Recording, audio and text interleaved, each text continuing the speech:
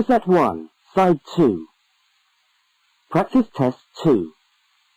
You will hear a number of different recordings, and you will have to answer questions on what you hear.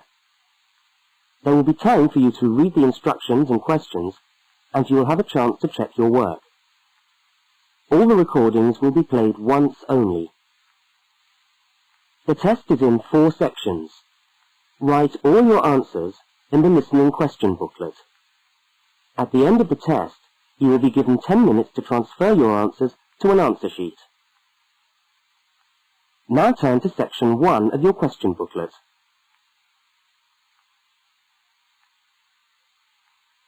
Section 1. In this section, you will hear 2 overseas students, Kate and Lukey, being interviewed by a university counsellor. First look at questions 1 to 5.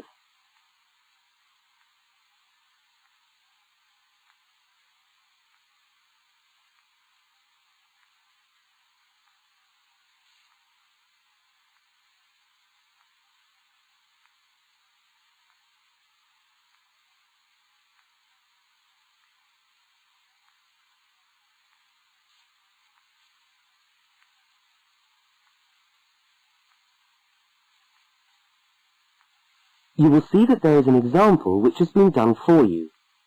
On this occasion only, the conversation relating to the example will be played first.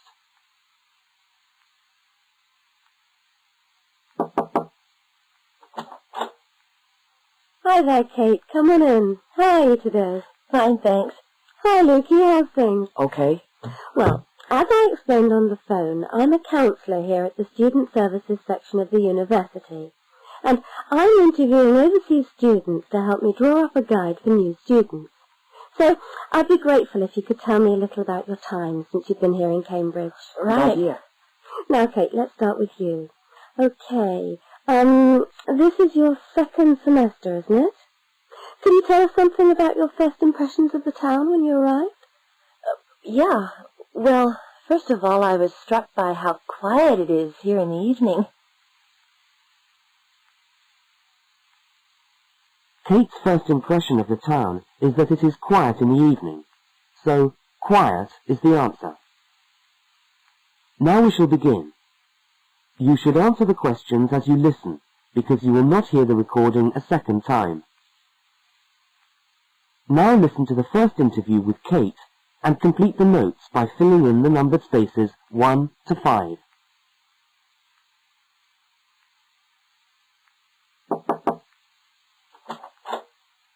Hi there, Kate. Come on in. How are you today? Fine, thanks. Hi, Lukey. How's things? Okay.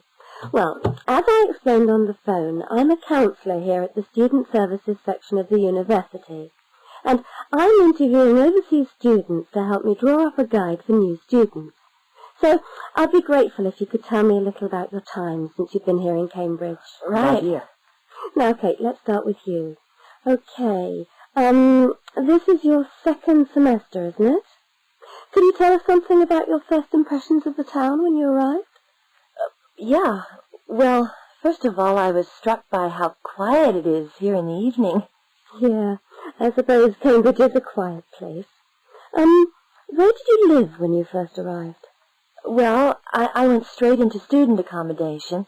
It was a kind of student hostel. Ah, right. So, you didn't have to worry about doing your own cooking or anything like that? No, but sometimes I wished I had. The food at the hostel was awful. Oh, dear. But how were the other students? To be honest, I haven't managed to make many friends, even though the place is full. People seem to keep to themselves. They're not really very friendly. Oh, I'm sorry to hear that. Well, what about the actual course? You're studying, I'm doing a master's by coursework in environmental studies. Oh, right. And how are you finding that? Yeah, well, it's been pretty good, really. I've enjoyed the course, but I feel there hasn't been enough contact with the lecturers. Oh. They all seem to be incredibly busy. The only chance I've really had to talk to them was on the field trip. Well, that's no good. Could anything be done to improve the course, in your opinion? Well, I think it would be helpful to have meetings with lecturers on the course. say once a fortnight, something like that. Regular meetings. Yes, that could certainly help. Now, Kate, we'll come back to you in a minute, but I'd just like to ask Lukey some questions. Before they continue the interview, look at questions 6 to 10.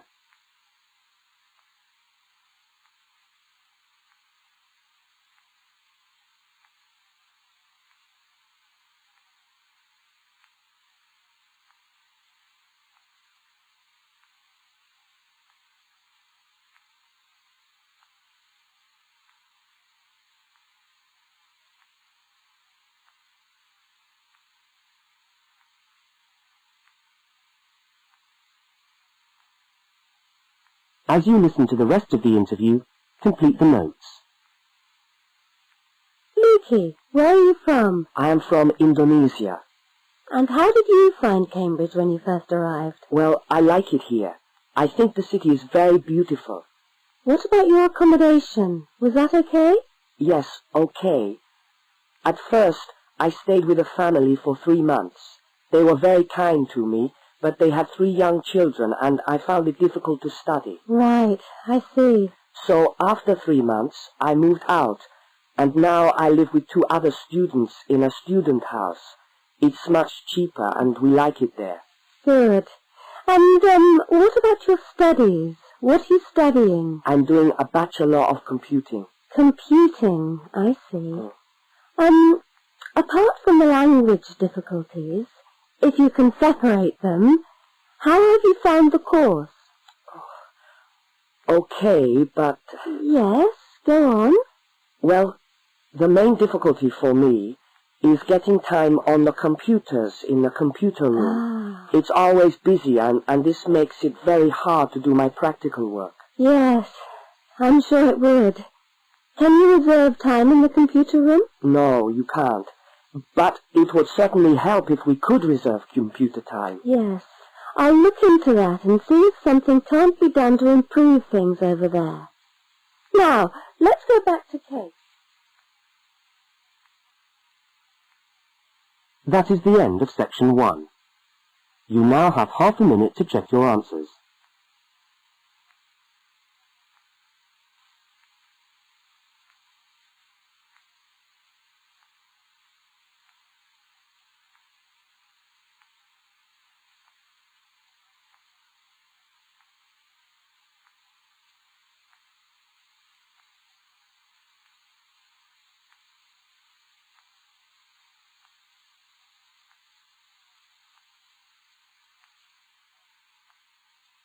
Now turn to section 2.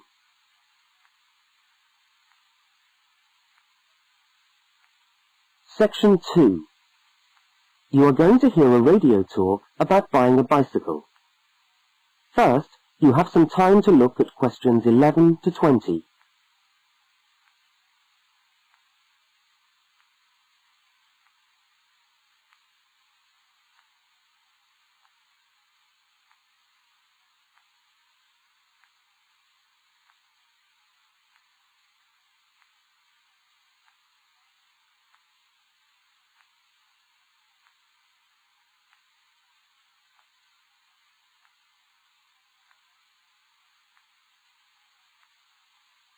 Now listen to the first part of the talk and complete the notes by filling in the numbered spaces 11 to 20.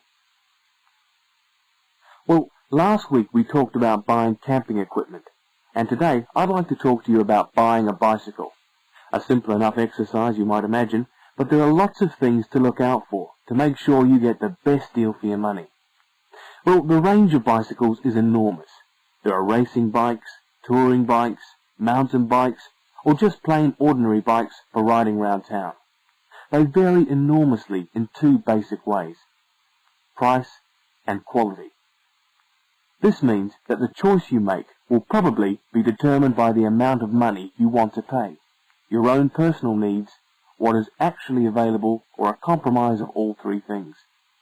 However, in broad terms, you can spend anything from $50 to $2,000 on a bike, so you'll need to know what you're looking for. Single-speed cycles, that is bikes with no gears, are really only suited to short, casual rides.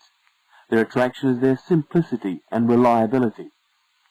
After years of neglect, they still manage to function, though not always too efficiently. If it's basic transport you're after, then you can't go wrong.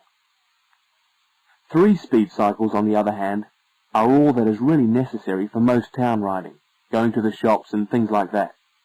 Like the single-speed bike, they're simple and reliable. If you are going to be going up and down lots of hills, then you'll probably want something more efficient. 5 and 10-speed bicycles are best suited to riding over long distances or hilly terrain and to serious touring. So if it's serious touring you're interested in, get a 5 or 10-speed bike. However, it's worth remembering that the difference in price between a 5 and 10-speed cycle is usually very little, and so it's well worth paying that little bit extra to get the 10-speed one. So I would tend to recommend the 10-speed bike as the price is similar. However, you'll be getting better quality components. Now the next thing we need to look at is size. Buying a cycle is like buying clothes. First of all, you find the right size, and then you try it on to see if it fits. Contrary to what you might imagine, the size of the cycle is not determined by the size of the wheels, except in children's cycles, but by the size of the frame. So you'll need to measure the length of your legs and arms to get a frame that is the right size for you. Well, that's all from Helpful Hints for today. That is the end of section 2. You now have half a minute to check your answers.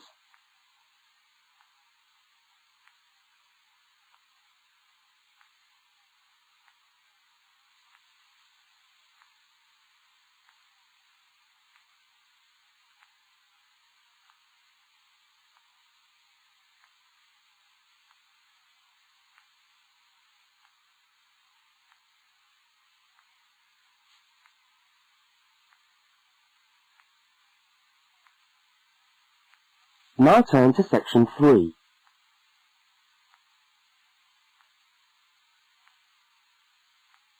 Section 3.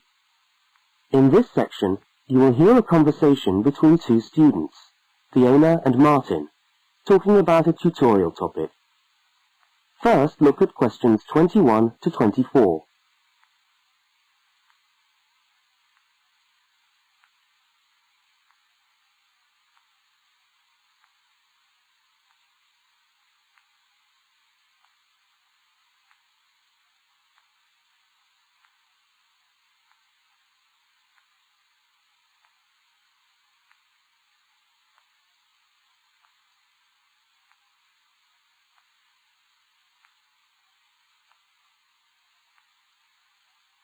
Now listen and answer questions 21 to 24. Hi there, Martin. How are you going with your Australian Studies tutorial paper? Oh, good. I finished it, actually. Lucky you. What did you do it on? I'm still trying to find an interesting topic. Well, after some consideration, I decided to look at the history of banana growing in Australia. Banana growing? Yeah, banana growing. Fascinating, I'm sure. Well, it's not as boring as you'd think. And I wanted to tie it into the work I've been doing on primary industries and the economy. Anyway, I bet there are a few things you didn't know about bananas. Such as? Such as the fact that bananas were among the first plants ever to be domesticated. Oh, really? Yeah, they're an extremely nourishing food. I suppose you're going to tell me the whole history of banana growing now, aren't you? Well, it'll be a good practice run for my tutorial next week. I'll do the same for you sometime. Okay, fire away. So where were these bananas first domesticated? According to my research, the Cavendish banana, which is a type of banana, and the first type to be cultivated here, actually originated in China, but they had a fairly roundabout route before they got to Australia. You mean they didn't go straight from China to Australia? No, they didn't. It seems that in 1826, bananas were taken from South China to England. I suppose they'd have made a welcome addition to the English diet. Yes, I'm sure. Well, apparently there was an English duke who was particularly fond of bananas, and he used to cultivate them in his hothouse, which is where you have to grow them in England, of course, because of the cool climate. And they became quite popular in the UK. So he was the one responsible for cultivating the Cavendish banana, which was then introduced into Australia. I see, and we've been growing them ever since. Yeah.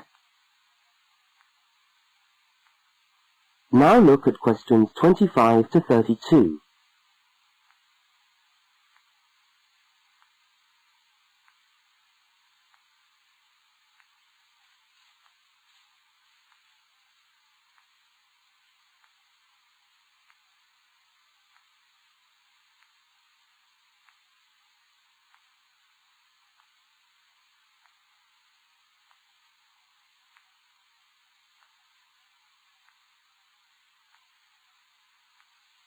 As the conversation continues, complete Martin's notes.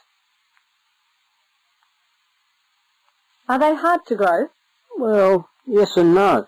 To grow them in your garden, no, not really. But to grow them commercially, you need to know what you're doing. You see, you only get one bunch of bananas per tree, and it can take up to 3 years for a tree to bear fruit if you don't do anything special to it.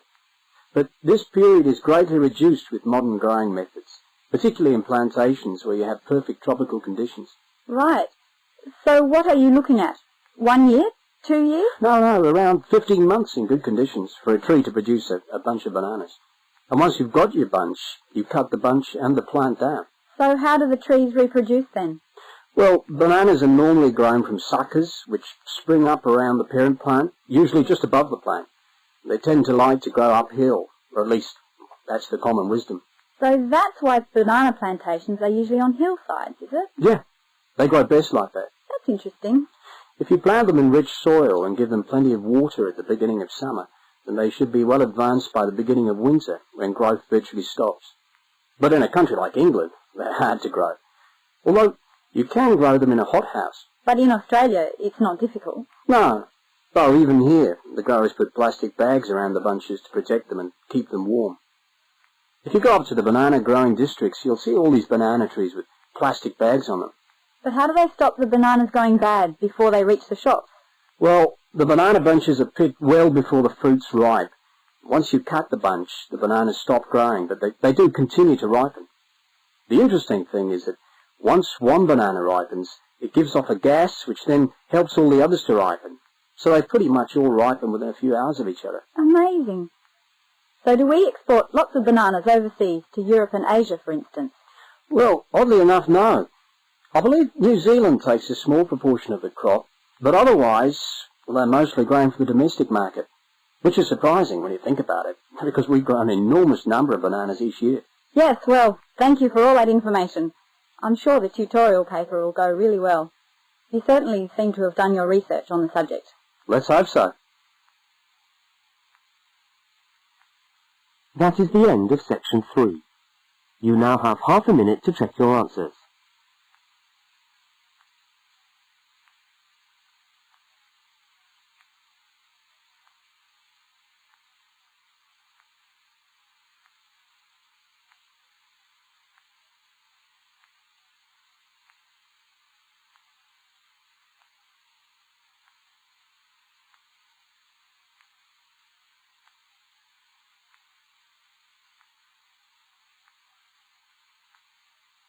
Now turn to section 4.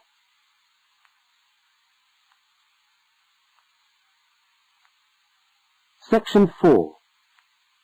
You are going to hear part of a public lecture for new students. First, look at questions 33 to 35.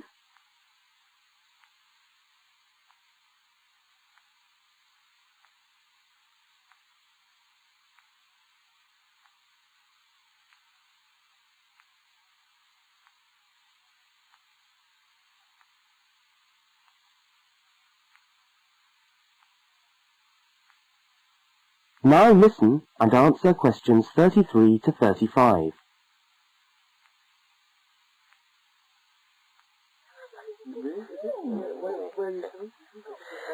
Good morning everyone, and welcome to our regular lecture on health issues. This series of lectures is organised by the Students' Union and is part of the Union's attempt to help you, the students of this university, to stay healthy while coping with study and social life at the same time. So, it's a great pleasure for me to welcome back Ms. Diane Greenbaum, who is a professional dietitian and who has been kind enough to give up her time in what I know is a very hectic schedule to come along and talk to us today. Thank you. Thank you very much, John. May I say it's a pleasure to be back. Now, stresses at university, being away from home and having to look after yourselves, learning your way around the campus, all contribute to making it quite hard sometimes to ensure that your diet is adequate. So, today, I'm going to talk about ways of making sure that you eat well, while at the same time staying within your budget.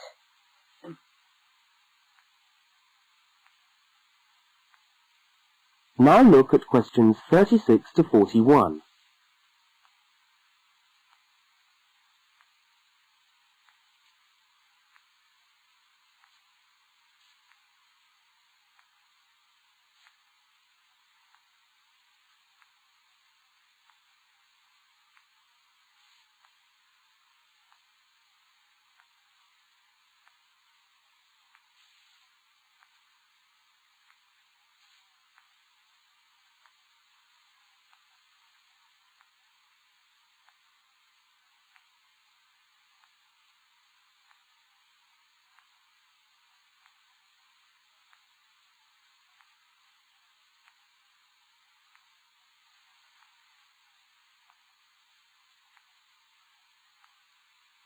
As you listen to the second part of the lecture, complete the notes and diagram in the spaces provided.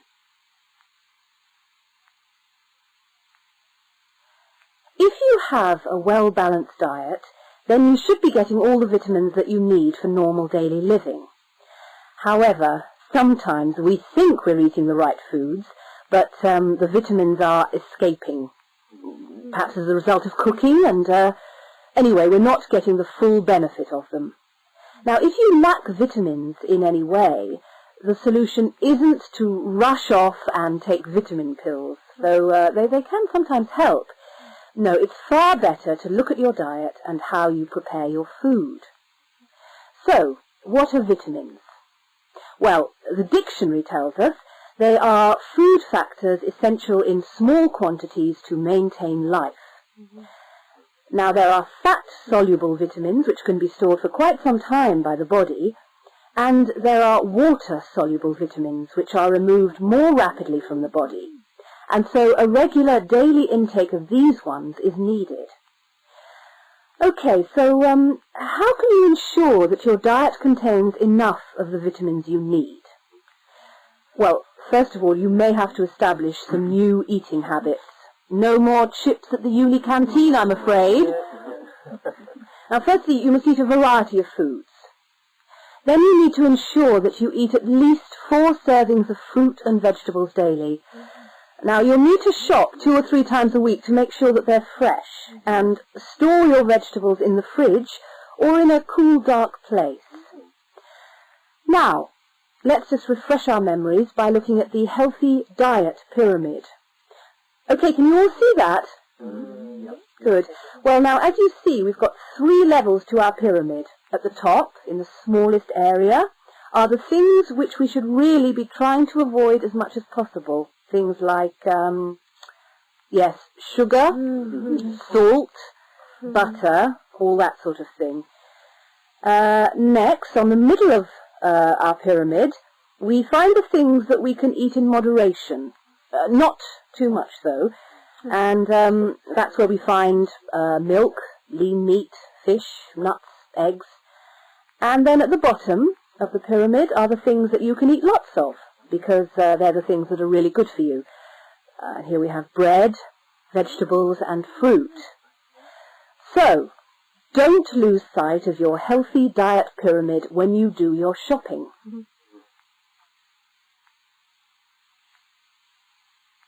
That is the end of section 4. You now have half a minute to check your answers.